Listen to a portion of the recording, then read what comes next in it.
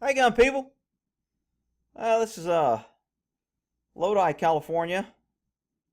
One of my crazy cop stories. We were here. They have a big Muslim community there, and we were doing that terrorist investigation with the FBI. We followed people around these streets a lot, but I didn't deal too much with the local cops while we were running that operation. Let's take a look at how these cops handle this situation. I'll kind of brief you as it goes on because it takes a while.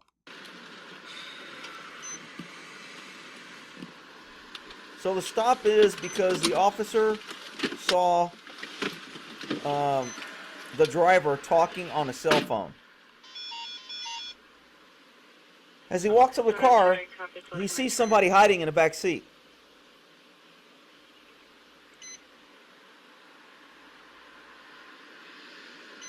What is y'all thinking of the unit? He requests another unit. My problem is he should have his gun out right now.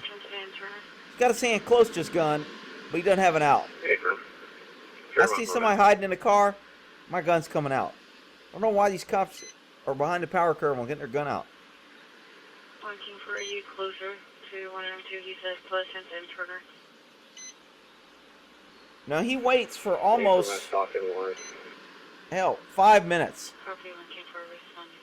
And doesn't give any information, except I need more units. I'm probably going to need you here at the stop. Now he asks for the sergeant. I'll be safer here within 5.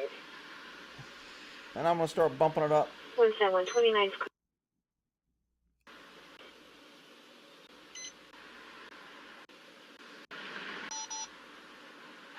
Don, if you come up on the passenger side, there's one hiding back here.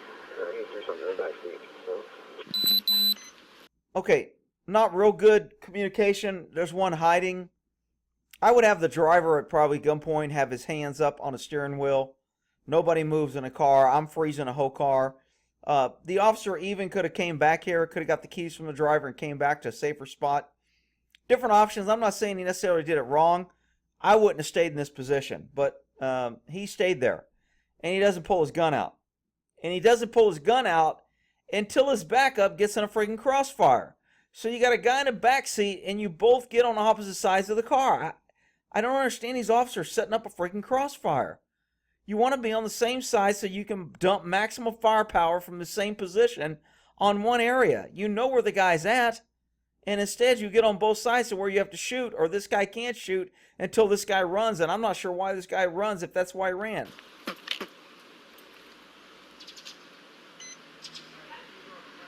Hey, put your hands on your lap, man. What? Who, the driver or this guy? What's going on, man? Huh? Step out over. Now he gets his gun out. After his partner is over here in a crossfire, they're handling a dude in between them. Now he takes his gun out. Bad tactics in my book. Here. Huh? What's going on, man? I'm sick, yo. What? I'm sick. You're sick? Why doesn't this guy have his gun out? You're talking to a dude who's hiding from you. Man, I don't get it. Man, here, man. It's funny your fucking shit. Let me see your hands. Let me see your hands.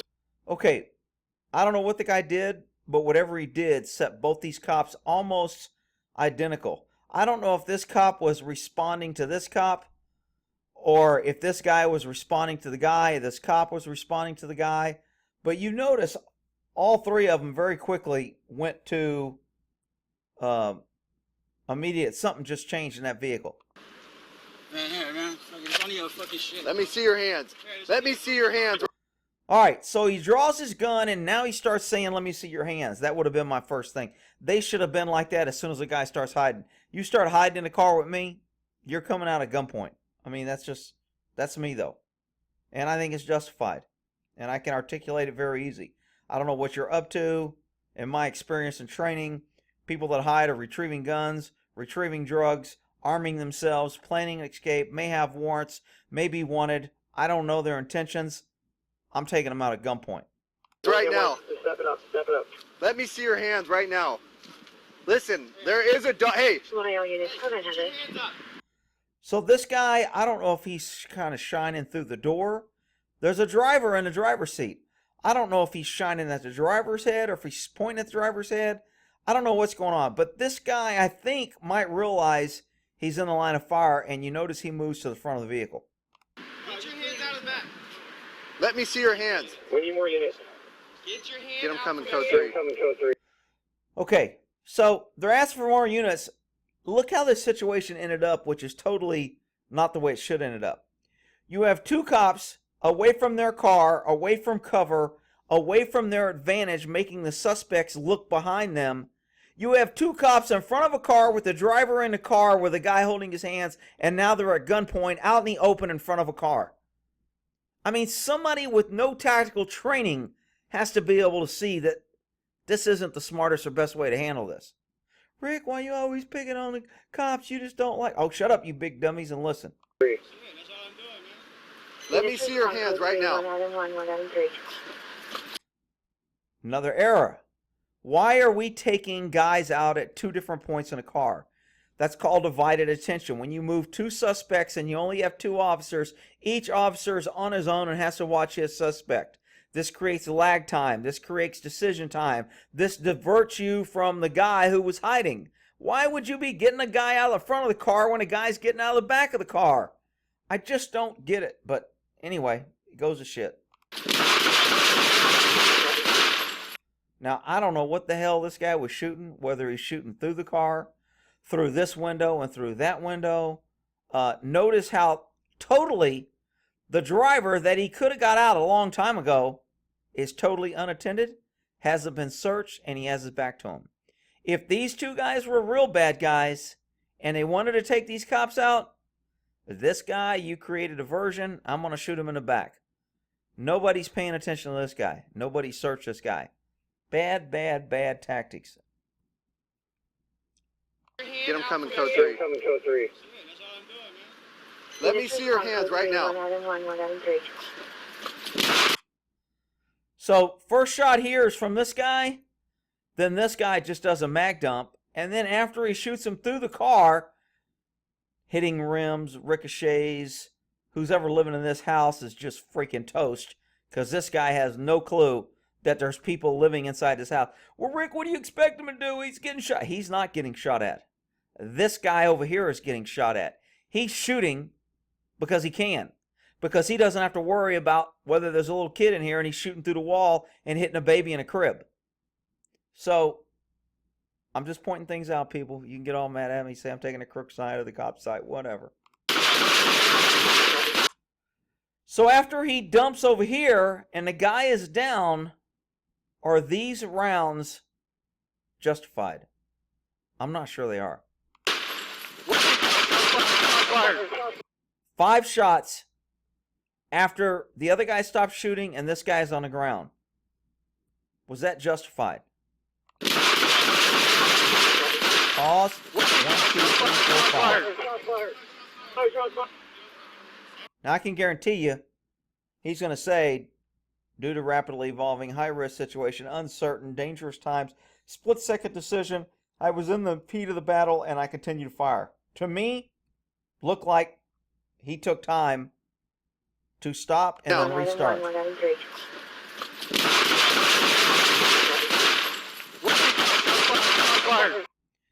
Now let's not forget, because they set up a damn crossfire, they're both circling, keeping the crossfire.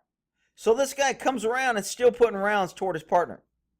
Rick, you can't say that. They have training and government does backgrounds, and if only government has guns, we can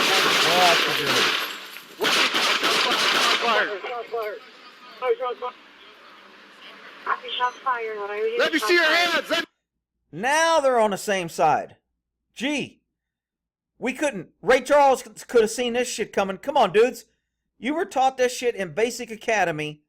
Don't split yourself and put the bad guy in front of you, because when shit goes down, you're going to have a crossfire. Let me see your hands right now. Back to a crossfire. Okay, dude, I'm going to go on this side of the bad guy, you go on that side, so we point guns at each other. Are you freaking kidding me? Stay on the ground right now. 1, 2, we got one down. Start medics. Start medic. Okay, so this is the different angle from the backup guy. so we get a little clearer detail on what happened. Still no gun out. Backup has no gun out. We got a guy hiding in the back seat. Major error. Why couldn't they both say, hey, man, why don't you come back to the car? Let's take these guys out at gunpoint. Driver, show me your hands. Step out of the car. Walk backwards toward my voice. Stop. Put your hands behind your bed. Okay, dude, I'm going to cuff. You cover the car and you cover the other guy. Okay, I'm going to cuff this dude. I'm patting him down. I'm stuffing him in the car. Okay, let's get the second guy out. Passenger hiding in the back seat. Come up with your hands up. He's not coming out. What do? Well, we're in a cover position. He's back there. We don't know if he's armed. Let's wait for more units. Let's make sure we have superior firepower, superior numbers before we go dealing with knucklehead lying in the back seat. Why couldn't they do that? Maybe everybody wouldn't have got shot up.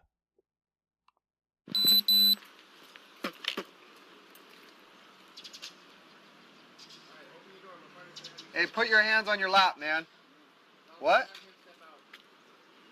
Who, the driver or this guy? What's going on, man? Huh? Step out over here. Huh? So we have the cop here and the driver here. And we have two bad guys in between both of them. If the driver shoots at either one, they're both going to shoot. And if this guy does anything, they're both going to shoot. And they're going to be shooting at each other. Brilliant. That shit probably planned by the freaking Roadrunner Coyote show from Acme, freaking How to Do a Traffic Stop training. What's going on, man? I'm sick, yo. What? I'm sick. You're sick? This guy's talking to him like they're buddies. Dude, you just hid, and I don't know whether you armed yourself or you hid a gun or you hiding a mask or you freaking got dope. I don't know what the hell you did, but we are not talking like buddies. Your butt's coming out with your hands up at gunpoint. And then he opens the car and he sees beer. And maybe he says, oh, they're probably just drunk. Well, that's a bad indicator right there. If he's under the influence of alcohol, he's not thinking clearly. Man, here, man. It's only your fucking shit. Let me see your hands. Let me see your hands right now. Let me see your hands right now. Listen, there is a dog. Hey. Hey, get your hands up. Get your hands out of the back. Let me see your hands. Get your hands out. Get them coming code 3. Now, get them coming code 3 was okay. At least he got something out. I would have said code 3 cover 2 at gunpoint. Because now they know you got your guns out and something's going on. But, I mean, that's okay. They got the units coming code 3. More information you can give the guys coming, they understand the seriousness of the situation and why they're coming. That's all I'm doing, man. Let me see your hands right now.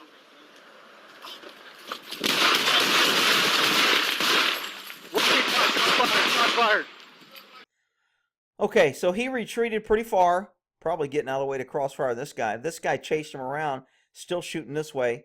He moved out in the roadway to avoid this. And let's take a look at that a little bit better when he comes out. A little slow motion here. The pointing of the gun. I think he has a 22 or 25. So he definitely comes out. People are going to say suicide by cop, whatever. I don't know if it's suicide by cop or not. But he definitely had a gun. And I want you to notice how long after this cop stops shooting, the other guy comes around to the back and pumps rounds at him. Shots fired. Those were all the other guy's guns, or gunshots. Shots fired. I'm not sure those last 5 shots by this guy was needed or necessary. But he did it. It's done. You know, proving whether he was dead before, whether this guy shot him, that guy shot him. Not good tactics. Set themselves up to, you know, have a shit show, and they're lucky they didn't shoot each other. You got 2 units there. You got superior power. Neither one of them's using a car for cover, back by the radio, to where they can get behind cover and take these guys out like they should have when you got guys hiding. I do not, for the life of me, understand why these 2 knuckleheads are playing freaking let's talk to the guy hiding in the back seat and try to figure out what's going on. All right, that's my take. Argue it out in the comments. We'll end that there.